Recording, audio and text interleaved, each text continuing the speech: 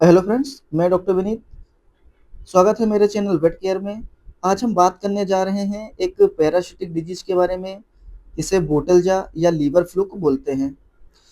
आमतौर पे ये जो एनिमल्स हैं जैसे कैटल है, बफेलो है या उनके बच्चे, बफेलो कॉफ या कैटल कॉफ जो होते हैं, उनमें हमें अक्सर देखने को मिलती है। इसमें होता क्या है एक्चुअली में, जो सॉइलिंग है वो जबड़े के नीचे यानी जो जॉ होता है उसके नीचे एक बोतल लाइक स्ट्रक्चर देखने को मिलता है, जैसे कि आप वीडियो में देख पा रहे हैं। तो ये कंडीशन हमें देखने को मिलती है, यह एक लीवर फ्लूक से होने वाली प्रॉब्लम होती है। लीवर फ्लूक जो है वो एक तरीके से ट्रिमेटोड्स होता है, जिसे हम फेसियोला हिपेटिका बोलते हैं। और यह जब बॉडी में एनिमल के पहुंच जाता है, जैसे किसी प्लांट के थ्रू ये एनिमल में पहुंचा है, फिर ये उसके रूमेन से ड्यूडेनम, और फिर ड्यूडेनम से ये सकल्स के थ्रू उसकी बॉडी में यानी कि लीवर में और बाइल डक्ट में पहुंच जाता है।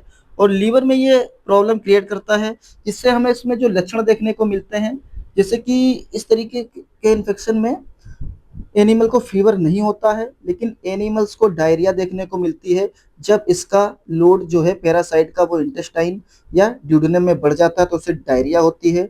जॉ के नीचे सॉइलिंग होती है, और ये सॉइलिंग जो है वो अक्सर हमें रात को कम देखने को मिलती है, दिन में ज़्यादा देखने को मिलती है, क्योंकि जब एनिमल खड़ा रहता है तो वो ग्रेविटी की वजह से जो जॉ के नीचे सॉइलिंग है वो दिन में आ जाती है।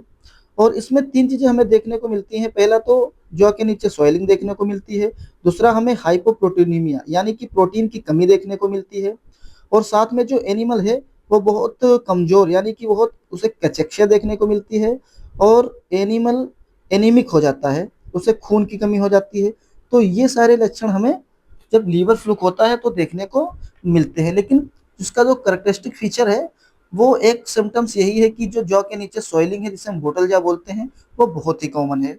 उसी से हम इसे पहचान लेते हैं। कभी कभी ये सॉइलिंग जो है वो गले से नीचे जाती है, और जो ब्रिस्केट होता है यानी कि जो पैरों के बीच में जो मांस होता है जो लटकता हुआ आपको दिखता है, जिसे ब्रिस्केट बोलते हैं, उसमें भी सॉइलिंग देखने को मिलता है। लगेगा कि इसमें पानी बढ़ गया है, तो वो भी लीवर फ्लूक को हम सस्पेक्ट करते हैं। इसके अगर ट्रीटमेंट की बात करें तो उसकी जो मेन ड्रग है वो है ऑक्सीक्लोजानाइड। ऑक्सीक्लोजानाइड को हम जनरली 10 mg पर केजी से देते हैं, लेकिन इस केस में जब ज़्यादा इन्फेस्टेशन होता है बॉडी में एनिमल के, तो इसे हम 18.5 mg पर केजी की डोज रेट से देते हैं, और इसे 48 घंटे बाद हम रिपीट कर सकते हैं। साथ में एक हमारे पास एक दूसरा ऑप्शन है, जैसे कि क्लोजेंटल, जो कि हम मार्केट में हमें विरकोस के नाम से मिल जाता है। और उसकी डोज की बात करें तो ये हम 10 mg पर केजी की डोज रेट से एनिमल को देते हैं। और कभी कभी जब इन्फेस्टेशन ज़्यादा हो जाता है तो ऑक्सीक्लोजानाइड की डोज एज वेटनेरियन प्रिस्क्रिप्शन हम उसे 3 गुना तक कर सकते हैं, जैसे कि 15 to 30 mg पर केजी बॉडी वेट, और इसे 7 दिन बाद हम फिर से रिपीट कर सकते हैं। जैसा कि मैंने बताया कि इसमें डायरिया भी होती है, तो डायरिया को ट्रीट करने के लिए हम एंटीबायोटिक्स लेते हैं, जिसमें सेकेंडरी बैक्टीरियल इन्फेक्शन भी होने का खतरा होता ही है। तो उसमें हम एंटीबायोटिक्स जैसे कि ओफ्लॉक्सासिन या ओनिडाजोल को ले सकते हैं, इसके बोलस हम यूज करते हैं।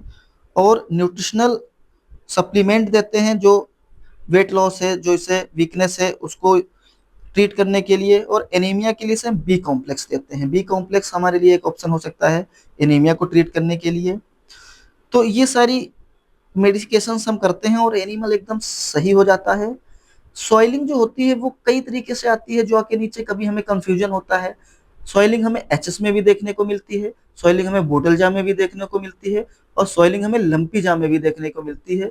या लेरेंजाइटिस यानी किसी लेरिंग्स में अगर कोई इन्फ्लामेशन हो गया तब भी जनरली जौ के नीचे सॉइलिंग देखने को मिलती है।